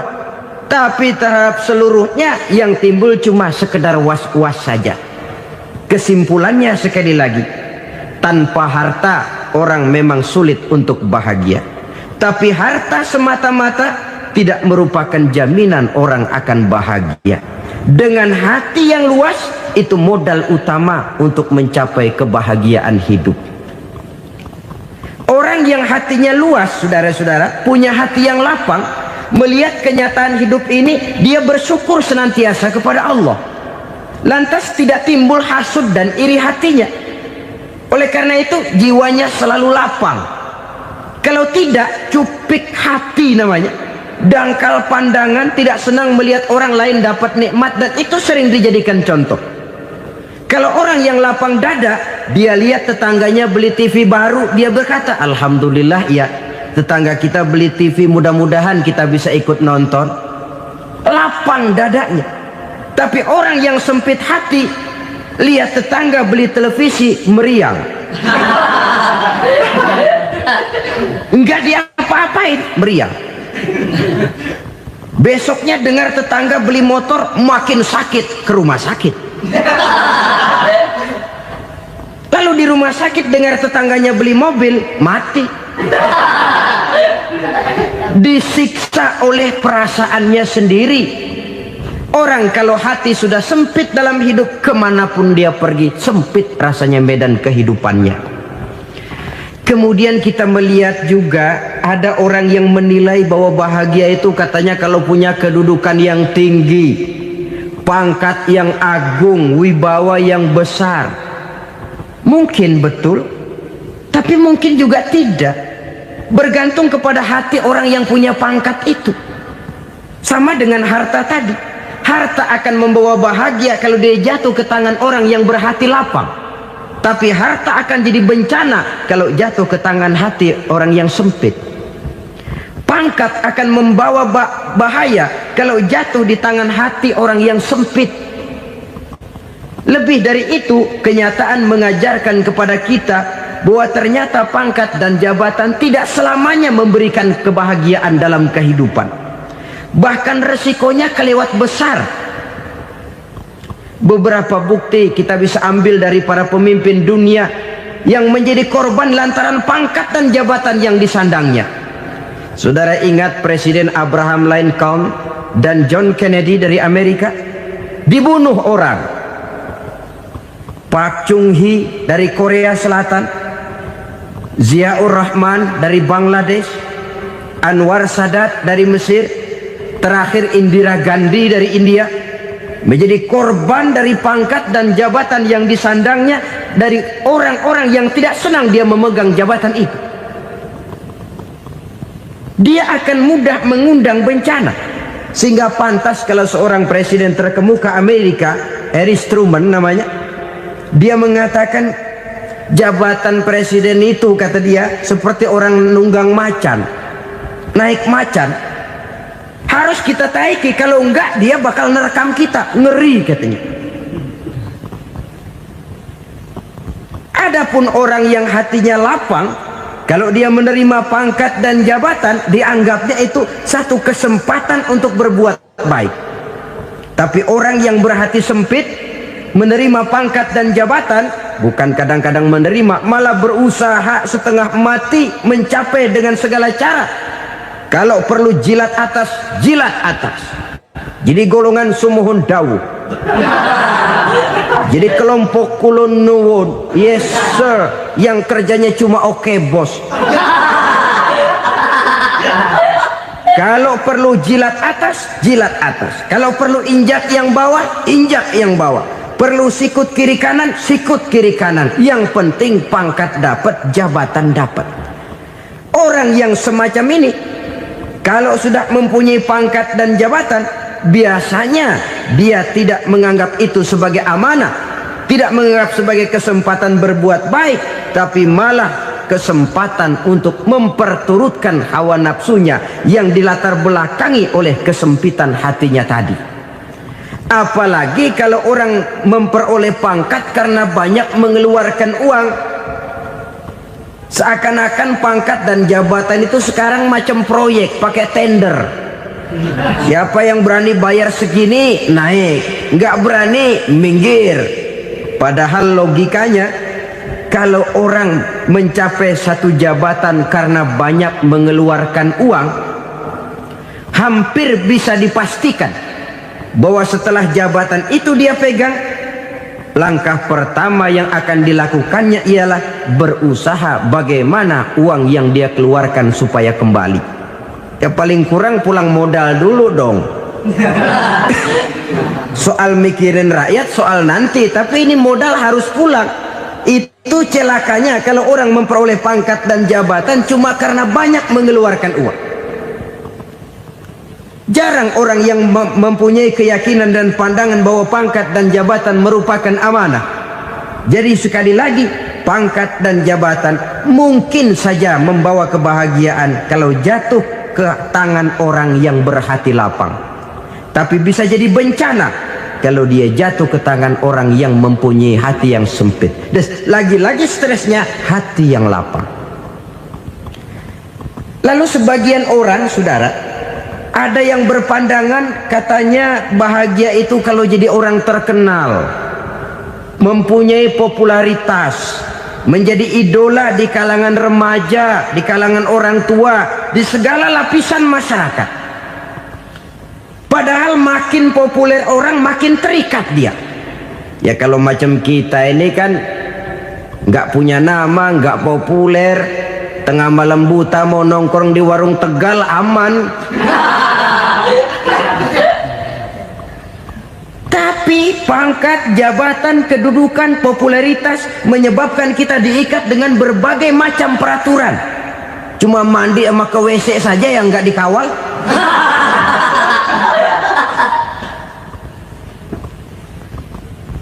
Benarkah popularitas, ketenaran membawa kebahagiaan? Mungkin ya, tapi mungkin juga tidak. Kenapa? Banyak orang-orang populer yang mengakhiri hidupnya secara tragis. Kita ambil beberapa nama. Di Amerika tahun 60-an ada bintang seksi paling terkenal yang dijuluki sex bomb, bom seksi. Sampai sekarang jadi legenda, namanya Marilyn Monroe. Singkatan dobelnya itu inisialnya MM, Marilyn Monroe. Terkenal, top, sampai dia mati tahun 62. Namanya sekarang masih saja dibicarakan orang. Kenapa dia bunuh diri? Tidak punya hartakah dia? Banyak. Kurang populerkah dia? Seluruh dunia mengenalnya. Sejak rakyat kecil sampai pejabat tinggi dia punya hubungan. Kenapa? Jenuh. Dia terlahir dalam keadaan yatim. Setelah itu tidak lama dia berangkat remaja, ibunya meninggal. Pindah dari wanita asuh ke wanita asuh sampai 12 orang ibu angkatnya. Dan kekecewaan yang paling parah, setiap laki-laki yang dekat dengannya hanya seperti kapal berlabuh. Datang dan pergi silih berganti. Padahal dia merindukan seseorang yang bisa melindungi hidupnya. Dia rindukan itu dan dia tidak pernah menemukan. Itu yang akhirnya menyebabkan dia minum pil tidur kelewat dosis, minum obat tidur kebanyakan, ya tidur terus sampai sekarang.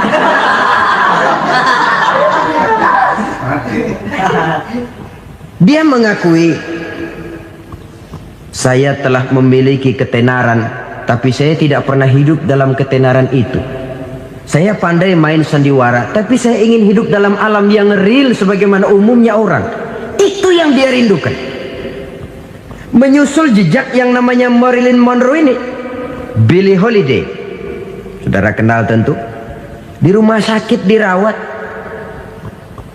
Dia juga minum obat overdosis, mati lagi. Jimi Hendrix minum obat tidur overdosis kelewat batas, mati lagi. Lalu yang menghanyutkan diri di danau, Janis Joplin dan Brian Jones. Ini orang-orang populer, orang-orang terkemuka yang mengakhiri hidup secara tragis, bukan karena tidak terkenal, mungkin karena sudah saking terkenalnya. Contoh paling belakangan, Bruce Lee. Wah, ini tukang-tukang keprok tentu kenal siapa dia. Sampai sekarang pun tabir kematiannya masih merupakan misteri. Dan yang masih hidup juga menunjukkan gejala yang aneh. Michael Jackson, rumahnya di Beverly Hills itu dijaga sedemikian rupa, dan dia selalu curiga kepada setiap makanan harus steril, bersih dari segala macam kimia. Kemana dia pergi, itu tukang-tukang keprok sudah selalu menjaga dan mengawal, dan dia seakan takut menunjukkan mukanya yang asli. Hingga kalau tampil ke tengah di luar show, dia kadang memakai pakaian yang tidak menunjukkan dia yang sebenarnya, takut dikenali orang. Ternyata popularitas sering jadi momok yang meracuni kehidupan manusia. Oleh karena itu, benarlah junjungan kita pada saat beliau mengajarkan orang akan bahagia kalau dia mempunyai hati yang lapang. Nah, sekarang masalahnya untuk mendapatkan hati yang lapang caranya bagaimana? Kita kembali kepada konsep Quran. Allah mengajarkan, ala inna bi dzikrillahi tatmainnul qulub. Ketahuilah bahwa dengan banyak mengingat Allah, hati akan tenang, jiwa akan lapang. Dengan kata lain, dekat dengan agama, merasakan kehadiran Allah dekat dalam hidup, itu muara pertama untuk mencapai hati yang lapang. Ala inna bi dzikrillahi tatmainnul qulub. Jangan macam orang sekarang ingin mendapatkan ketenangan lalu tapak di puncak gunung, di gua-gua, di tempat sepi. Iyalah kalau nggak ada ular. Kalau tergigit ular berbisa, ketenangan belum, mati jelas itu. Islam positif untuk mendapatkan ketenangan. Ala inna bi dzikrillahi tatmainnul qulubi. Bahwa ketahuilah bahwa dengan banyak mengingat Allah, hati akan tenang, jiwa akan lapang, nuansa pikiran akan luas. Karena yang namanya bahagia ada dimanapun manusia berada. Di kampung ada bahagia, di kota ada bahagia, di ngarai, di lembah, di gunung, di hutan, di lautan, di angkasa luar, dimanapun bahagia itu ada kalau kita bermodalkan hati yang lapang ini. Dan hati akan lapang kalau kita dekat dengan agama. Dekat dengan harta buat sementara hati mungkin tenang, tapi ketenangan yang relatif dan temporer. Apalagi orang tiap kali tambah harta, tiap kali tambah rencana. Itu wajar. Mungkin sebelumnya saudara berpikir, kalau punya duit 5.000 enak nih. Begitu punya duit 5.000, aduh sayang kalau 10.000 aja. Tiap kali tambah harta, tiap kali lain rencana. Makin banyak rencana, makin menjauhkan kita dari yang namanya ketenangan. Padahal ketenangan merupakan unsur utama untuk mencapai bahagia. Dan ketenangan itu bermuara dalam hati manusia. Tengoklah kehidupan ini. Orang yang banyak harta dengan orang miskin, berbedakah rasa sakit yang mereka tanggungkan? Rasanya tidak. Walaupun si kaya tidur di kasur empuk berselimutkan sutra mahal, sementara si miskin meringkuk di balai bambu yang keras dan kasar. Apabila maut datang, dia juga tidak pernah pilih bulu. Maut datang menjemput si kaya di singgasana keemasannya, dikelilingi oleh para pengasuh, dayang dan idang serta para pengawal. Dan maut pun datang menjemput si miskin papa, sehingga ia tergelepar di tepian jalan. Kedua-duanya bernama mati. Kalau nyata bahwa sakit yang ditanggung si kaya tidak beda dengan sakit yang ditanggung si miskin, bukan harta semata yang membuat orang bahagia. Hati yang tenang, jiwa yang lapang penuh kedamaian, karena banyak berzikir dan mengingat Allah, itu merupakan modal utama untuk mencapai sesuatu yang bernama bahagia.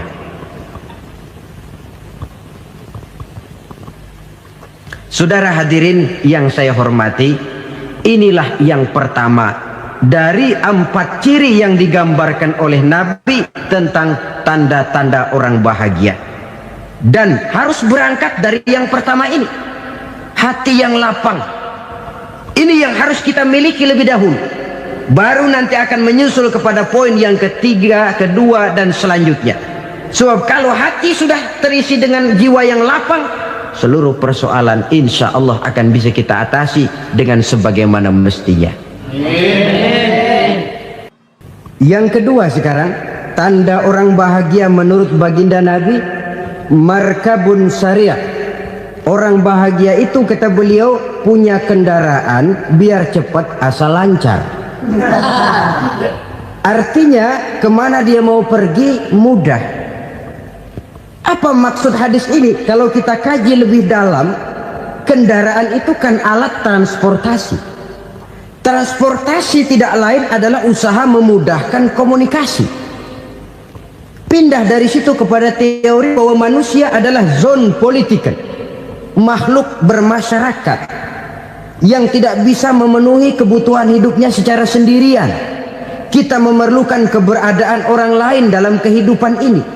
Untuk memakai baju saja kita sudah perlukan petani yang tanam kapas, pabrik yang memintal kapas jadi benang, pabrik yang menenun benang jadi kain, sampai kepada mesin jahit, sampai kepada tukang jahit. Itu cuma untuk memakai pakaian saja. Tidak seorang pun di antara kita yang sanggup memenuhi kebutuhan hidupnya secara sendiri. Kita perlu orang lain. Maka kebebasan dalam arti mutlak, kebebasan tanpa batas, itu tidak mungkin ada dalam kehidupan. Karena kita mengadakan yang disebut interaksi sosial. Setiap kegiatan kita tentu melibatkan orang lain. Menurut kita barangkali kita bebas jalan di jalan raya semaunya, tapi orang lain berkendaraan pun merasa bahwa ini ada juga jalan haknya, dan begitu selanjutnya. Oleh karena itu, maksud dari kendaraan yang cepat ini adalah khulata'uhu ma'as solihin. Lingkungan pergaulannya terdiri dari orang-orang soleh. Pergaulannya luas. Kemana dia pergi ada temannya. Kesulitannya ada tempat dia cerita.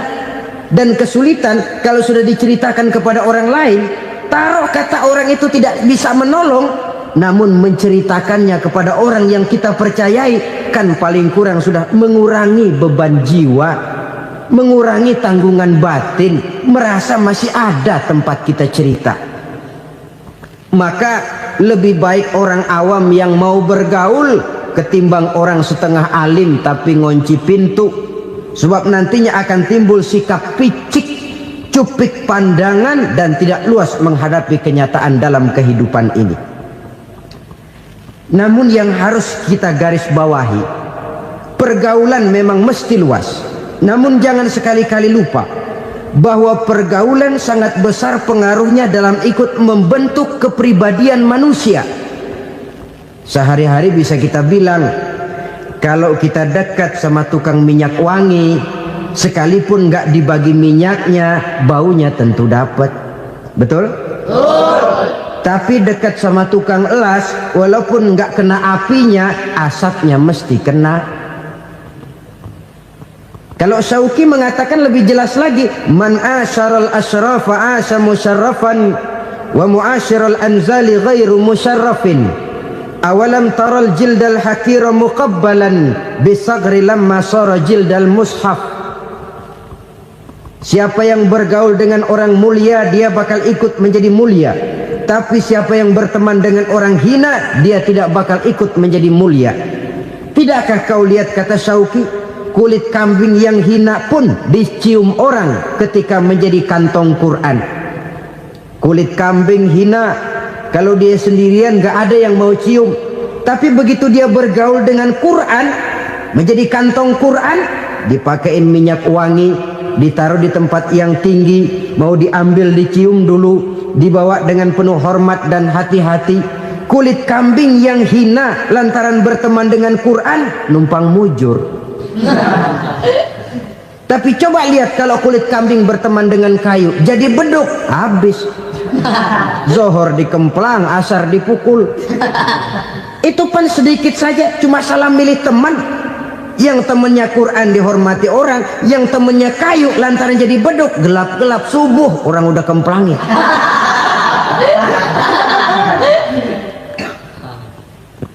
Maka terutama kepada adik-adik remaja yang masih mencari identitas diri, yang ibarat kaset masih kaset kosong, mudah diisi oleh apapun, pandai-pandailah memilih teman dalam bergaul. Karena banyak orang yang tadinya baik-baik, ketika terseret dalam pergaulan dengan orang yang tidak baik, kebaikannya menjadi lentur dan luntur.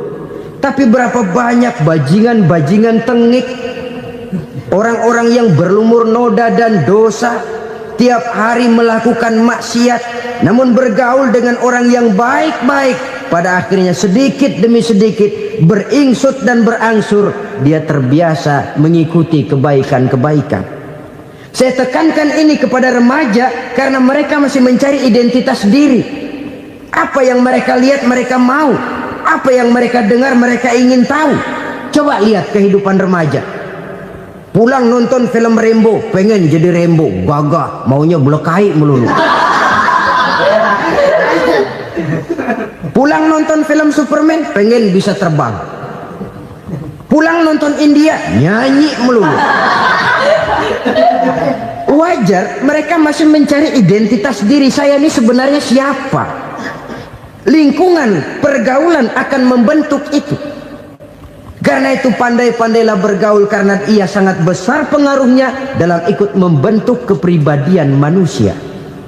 Apalagi sifat yang jelek lebih cepat menularnya ketimbang sifat yang baik. Sifat yang baik, watak yang soleh itu lambat sekali untuk menular. Tapi yang tidak baik, kan prosesnya mah kalau remaja biasanya mula-mula dengar. Karena dengar lalu pengen tahu. Karena pengen tahu lalu ngeliatin. Begitu ngeliatin kan pengen nyobain. Setelah nyobain ketagihan. Nah, ini prosesnya. Yang namanya ganja, morfin, narkotik awalnya kan begitu. Mula-mula denger katanya kalau sudah fly to the sky, sudah melayang ke langit katanya, disitulah puncak kebahagiaan. Mulanya cuma denger. Karena denger pengen tahu. Karena pengen tahu lalu ngeliat, kumpul sama orang yang suka ngeganja. Setelah ngeliat, nah pengen ngerasain. Begitu ngerasain enak juga, ketagihan. Kalau sudah ketagihan jadi penyakit kronis, bisa merembet kepada yang lain. Iya, kalau orang tuanya mampu untuk beli morfin, beli ganja. Kalau tidak kan pikirannya ngayap, jemuran siapa ya gue sabet. Timbullah perbuatan-perbuatan negatif yang bermula dari salah pergaulan. Apalagi buat adik-adik remaja yang tinggal di kota-kota besar, yang pengaruh budaya, pengaruh kesenian, pengaruh struktur kehidupan yang nampak makin individualistis, di mana persaingan tajam, tensi ekonomi tinggi, orang mudah mengalami stres. Pandai-pandailah dalam bergaul, sekali lagi, karena ia sangat besar pengaruhnya dalam ikut membentuk kepribadian manusia. Orang bahagia punya kendaraan yang cepat, artinya punya pergaulan yang luas, dan lingkungan pergaulannya terdiri dari orang-orang yang soleh. Kemana dia pergi ada teman, kesulitannya ada tempat dia cerita. Tapi kalau sudah menyendiri, hidup sendiri, kesulitan dipikiri sendiri, bisa mati belum waktunya. Tidak ada tempat berbagi rasa, tidak ada tempat bercerita, tidak ada tempat mengurangi beban dalam kehidupan. Pantas betul kalau Islam sangat menggalakkan dan menganjurkan orang kalau sudah sampai waktunya itu untuk melangsungkan nikah. Kata Nabi, ya ma'syaras syabab man istata'a minkumul ba'at falyatazawwaj. Hai para pemuda, kalau sudah mampu memberi nafkah, kawinlah, nikahlah kamu. Kenapa? Sudah ada teman hidup, tempat berbagi rasa. Kesulitan kalau ada tempat cerita akan lebih ringan ketimbang kita telan sendiri, walaupun bobot kesulitannya sama beratnya. Saudara-saudara kaum muslimin rahimakumullah, inilah ciri yang kedua, punya kendaraan biar cepat asal lancar. Kemana kita mau pergi gampang. Dengan kata lain, setelah hati yang luas, pergaulan yang luas. Dua. Yang ketiga sekarang, tanda orang bahagia itu menurut Nabi, misbahun mudhi'un, punya lampu yang terang. Oh, itu enggak problem. Sekarang sudah zamannya listrik masuk desa, Pak. Lampu sudah terang semua. Betul, kalau itu yang dimaksud. Tapi tidak cuma itu. Karena lampu yang dimaksud di sini, lampu yang akan menerangi seluruh perjalanan hidup. Dan perjalanan hidup itu sudah dimulai sejak kita terlahir ke alam ini sampai masuk ke alam barzah, kumpul di padang mahsyar sampai ke akhirat. Lampu yang menerangi itu yang diperlukan. Kalau lampu, katakanlah yang paling top sekarang kan lampu jenis Mercury. Taruhlah itu di rumah kita, dia cuma menerangi rumah kita, menerangi hati pun tidak sanggup. Bila kita masuk ke alam barzah, alam kubur, sanggupkah si Mercury yang begitu terang menerangi alam barzah kita? Tidak sanggup lagi. Sanggupkah lampu yang ratusan watt, bahkan puluhan ribu watt menerangi kehidupan di padang mahsyar? Tidak akan sanggup lagi. Kalau demikian, yang dimaksud lampu yang terang di sini apa? Tidak lain amal soleh, kebajikan yang kita lakukan dalam hidup. Itu yang akan jadi lampu penerang. Di dunia nama kita akan terang, jasad kita boleh hancur terkubur tanah, tapi nama kita akan dikenang orang. Begitulah kalau orang meninggalkan kebajikan dalam hidup seperti sekarang. Ribuan orang tiap saat berziarah ke kubur Imam Syafi'i, ke kubur Imam Malik, ke kubur Imam Ghazali, ke kubur orang yang baik-baik, orang yang soleh-soleh. Kebajikannya yang ditinggalkan, yang mengukir namanya dengan tinta emas, sehingga saudara sudah terbaring di alam kubur. Orang lewat, Allah, ini kuburannya Fulan bin Fulan, dulu ini kebaikannya Masya Allah, saya ikut merasakan. Mari kita mampir sebentar, kita Fatihah, mohon disampaikan Allah pahalanya kepada almarhum. Al-Fatihah. Itu kalau orang baik-baik. Lalu saudara tanya, Pak, orang mati dikirimin Fatihah apa nyampe pahalanya? Saya jawab, kalau saudara nggak percaya, mati dulu dah. Nanti saya Fatihain, tungguin di sana, umpama nggak sampai balik lagi kemari. Sekarang ini kan maunya otak-otakan saja, kalau nggak masuk otak nggak percaya. Padahal alam gaib itu nggak bisa diotak-otakin. Sama saja dengan saudara pernah dengar cerita kapal Tampo Mas tenggelam kan? Pernah nggak? Di mana? Ya, di laut Masalembo. Begitu ke Tampo Mas tenggelam, ratusan penumpang itu terjun ke laut, dipermainkan gelombang, berjuang menghadapi maut itu. Orang lagi timbul tenggelam di lautan, dihantam ombak, kita tengokin pakai helikopter. Pak, lagi timbul tenggelam ya? Iya, tolongin. Jangan khawatir Pak, nih saya kirim intan Pak, harganya 10 juta. Kira-kira orang yang timbul tenggelam di laut seneng nggak? Tidak. Kan mahal toh intan 10 juta. Kenapa dia nggak senang? Karena intan 10 juta dalam kondisi seperti itu tidak sanggup menyelamatkan dia. Dia akan girang kalau dikirimin ban mobil bekas, dikirimin papan terentang atau bambu. Intan yang 10 juta dia nggak girang, ban mobil bekas yang 1000 perak tuh pegang, itu yang dia girang betul. Inilah sebabnya Nabi berkata, mal mayyitu fi qabrihi illa kal ghariqil mutaghawwis. Orang yang meninggal di alam kuburnya seperti orang timbul tenggelam di lautan. Yantaziru da'watan min ahli, menunggu doa dari keluarganya yang masih hidup. Duh, bapak saya sudah meninggal, saya sayang benar sama dia. Kirimin kulkas ke kuburannya Itu sama saja dengan tadi orang tenggelam di lautan dikirimi intan yang harganya 10 juta, tidak sampai. Begitulah kalau kebajikan yang kita tinggalkan dalam hidup, sudah mati pun kubur kita masih diziarahi orang. Tapi kalau jahat yang kita tinggalkan, boro-boro lah orang mau doa lewat dekat kuburan kita juga serem. Tuh bajingan no, dulu mati dipendem di situ tuh. Jangan lewat situ, ntar kesurupan, jangan. Lewat saja orang ngeri. Konon lagi membacakan Fatihah dan mengirimkan doa. Hidup pada hakikatnya adalah kesempatan untuk berbuat baik. Maka sekali kesempatan itu diberikan, manfaatkan dengan sebaiknya. Sebab kesempatan kedua tidak akan pernah ada. Kesempatan berbuat baik di sini, di akhirat sudah pembalasan namanya. Sekali kesempatan itu dicabut, dia tidak akan pernah dikembalikan lagi. Kata Iqbal, hidup tidak mundur ke belakang, Bung. Berhenti diinjak orang, mundur hancur. Tidak ada kata mundur dalam hidup ini. Berhenti diinjak orang, mundur kecebur. Tidak ada kata lain. Harus maju dalam kehidupan dalam artian yang positif. Hidup adalah kesempatan untuk mengumpulkan kebajikan yang sebanyak-banyaknya. Di situ nilai daripada manusia. Sekarang ini memang nggak kelihatan kok, orang yang banyak pahala sama yang banyak dosa nggak kelihatan kok. Barangkali kalau habis bikin dosa palanya pada benjol, mungkin orang takut sama dosa.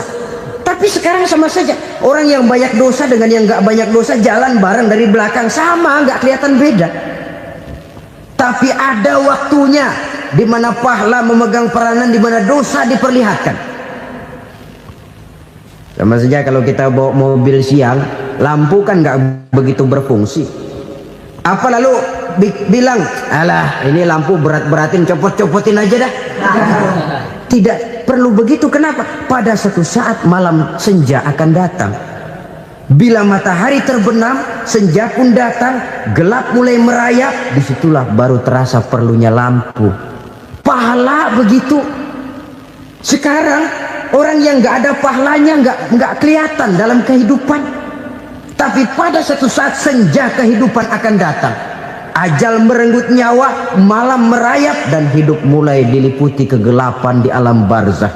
Dikala itu kalau nggak punya lampu, alangkah malangnya kita. Sebab amal yang baik, kata Nabi, di alam barzah itu akan diciptakan menjadi perempuan yang cantik menemani kita. Amal yang jahat akan menjadi orang yang paling jelek nemenin kita. Udah di tempat gelap yang nemenin jelek.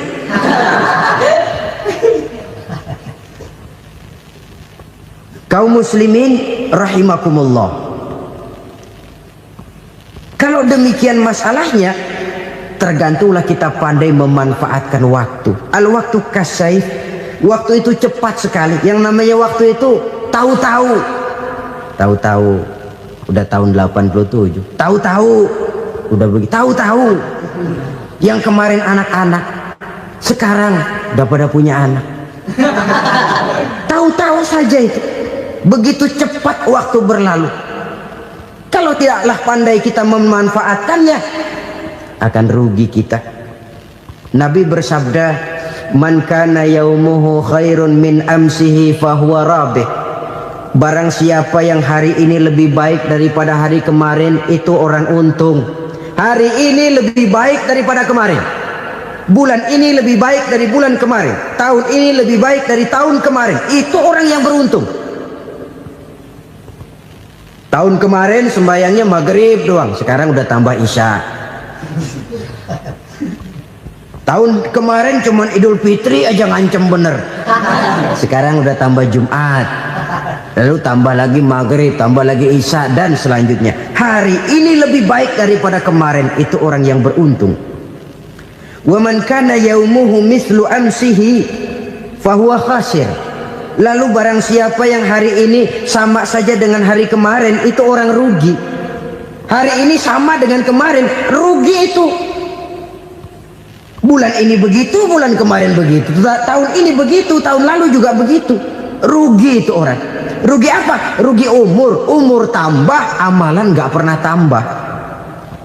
Dan saya pikir lebih merupakan azab ketimbang nikmat kalau orang dikasih panjang umur cuma untuk numpuk dosa.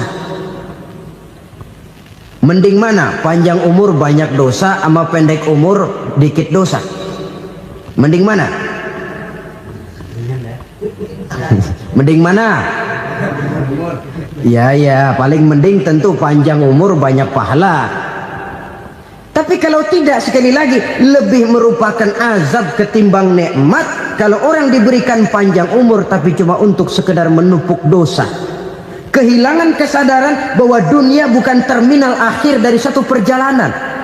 Dia cuma halte di mana kita berhenti sebentar untuk menuju kepada terminal yang hakiki. Saudara-saudara kaum muslimin rahimakumullah. Inilah lampu yang akan menerangi kehidupan. Amal yang kita lakukan di dalam kehidupan. Jadi yang dimaksud dengan lampu yang terang, kebajikan yang kita kerjakan dalam hidup. Nah, Setiap orang di awal tadi saya bilang ingin bahagia. Bahagia itu kan hakikatnya kumpulan senang dan selamat. Senang, selamat. Apa bedanya? Senang tapi tidak selamat, nggak bahagia. Selamat tapi nggak senang, nggak bahagia orang. Contoh, kalau orang korupsi, duitnya banyak, senang dia, tapi keselamatannya. Ada tentara baris di samping rumahnya udah bingung, padahal tentara latihan. Tentara cuma latihan, dia bingung. Senang, tapi karena keselamatannya tidak terjamin, dia tidak bahagia. Sebaliknya pegawai negeri jujur benar, cuma segaji-gajinya, selamat nggak korupsi, tapi melarat, ya nggak bahagia juga, kurang senang. Kesenangan dan keselamatan untuk dunia saja, ya sekali lagi, kalau cuma sekedar untuk dunia saja, bisa dibeli pakai uang. Bisa dibeli pakai uang. Saudara ingin selamat, bisa dibeli pakai uang. Saudara ingin senang, bisa dibeli dengan uang. Tapi setelah mati, masuk ke alam barzah, habis kekuasaan uang. Nggak bisa lagi beli keselamatan pakai uang. Tidak mungkin lagi membeli kesenangan dengan uang. Di situ pahala yang megang peranan. Makin banyak pahala, makin banyak saham untuk membeli kesenangan dan keselamatan, untuk memperoleh yang namanya bahagia. Dan jangan lupa loh, di alam barzah kita nggak sebentar, menunggu datangnya kiamat. Loh iya, kalau kita begitu dikuburin terus kiamat datang, untung.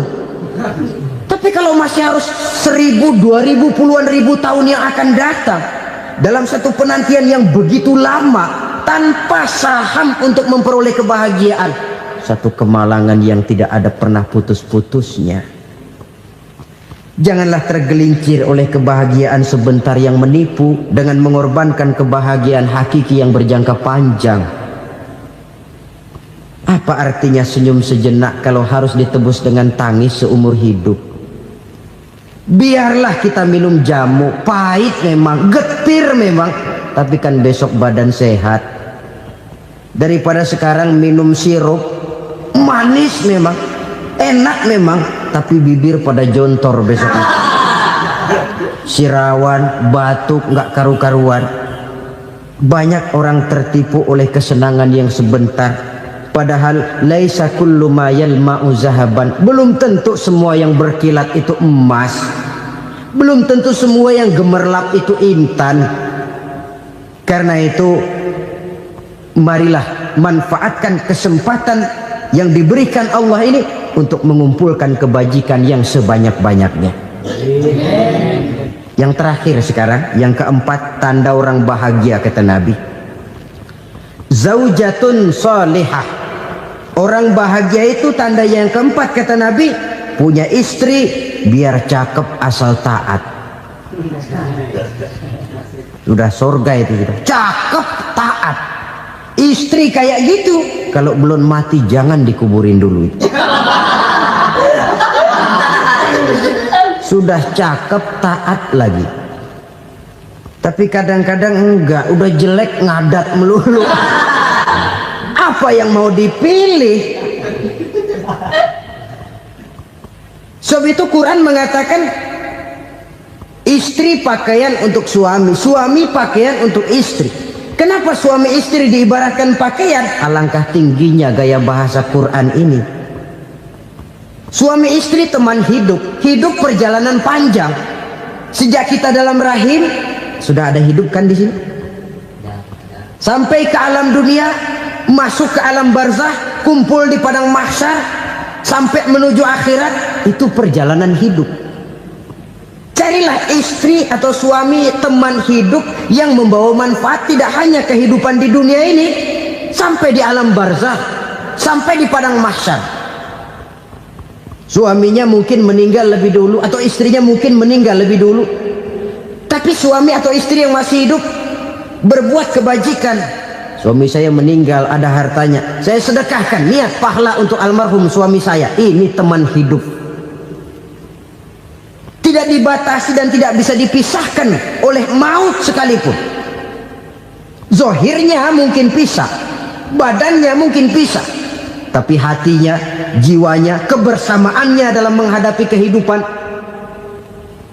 Karena itu, saudara-saudara, bahasa Quran indah. Suami istri diibaratkan seperti pakaian. Apa fungsi pakaian? Pertama, pakaian jadi kebanggaan. Artinya suami harus menjadi kebanggaan istri, istri harus jadi kebanggaan suami. Yang kedua, pakaian itu kan fungsinya menutup aurat. Artinya sesama suami istri harus saling menjaga kekurangan masing-masing. Jangan malah sesama suami istri saling membongkar rahasia dan aibnya sendiri-sendiri. Istrinya diceritain jeleknya di mana-mana, atau suaminya dibongkar rahasianya di pasar umum. Itu sudah tidak lagi berfungsi sebagai pakaian. Kenapa semua ini diperlukan? Karena kita menyadari bangsa yang baik terdiri dari masyarakat yang baik. Masyarakat yang baik merupakan susunan dari warga yang baik. Warga yang baik adalah terdiri dari rumah tangga yang baik. Dan rumah tangga yang baik merupakan susunan dari pribadi-pribadi yang baik. Dari situ langkah dimulai. Membangun satu bangsa yang baik diawali dengan membangun rumah tangga yang baik, dengan menciptakan pribadi-pribadi yang baik. Sehingga dari sini diharapkan berkembanglah nilai-nilai kebaikan. Orang akan bahagia mempunyai istri yang soleh. Kenapa? Tidak ada seorang suami bisa sukses jadi apapun dia, apapun profesinya, dokterkah, kiaikah, mubalikah, petanikah, pengusahakah, pejabat tinggikah, tidak ada seorang suami yang bisa sukses tanpa peran serta istrinya. Walaupun memang peranan itu tidak begitu kelihatan, tapi sangat menentukan.